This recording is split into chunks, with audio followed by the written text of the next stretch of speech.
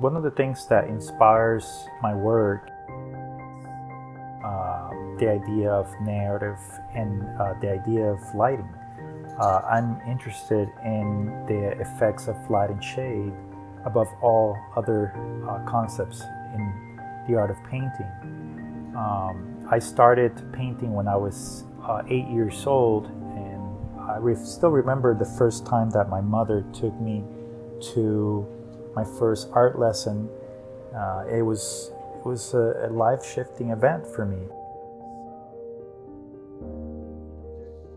To me, the idea of representing an object, a three-dimensional object on a two-dimensional surface, was just something that just really called to me.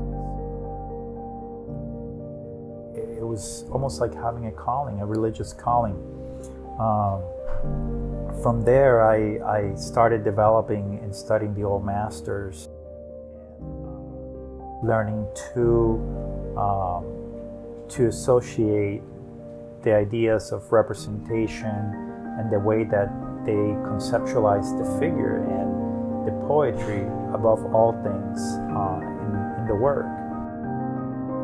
When I work with paint, I'm enamored by the physicality of paint and the idea of a color and a texture representing.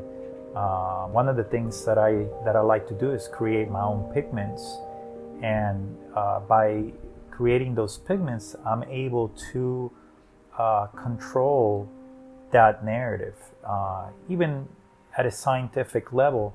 But when I'm painting, I like to. It's a meditative state for me, and just capturing the color and the transparency and the translucency of the colors is something that I'm most attracted to. When I'm setting up a portrait, for example, in this self-portrait, I'm looking for the expression, I'm looking for the narrative. I want this portrait to convey something special.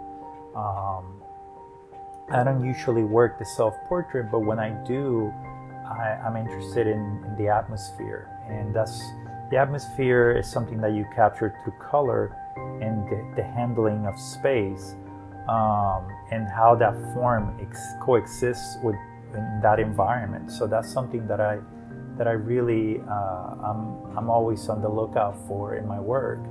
I'm not really interested in so much directly copying what I'm observing, except the narrative that I want to portray with the sitter, and in this case it's a self-portrait. So I really want that intent look, the idea of lighting and the idea of atmosphere to really delegate the other elements. All the other elements are subordinate to that central idea of atmosphere and narrative and expression. Ultimately, the way that I'm applying the paint is something that in itself will become a form of storytelling.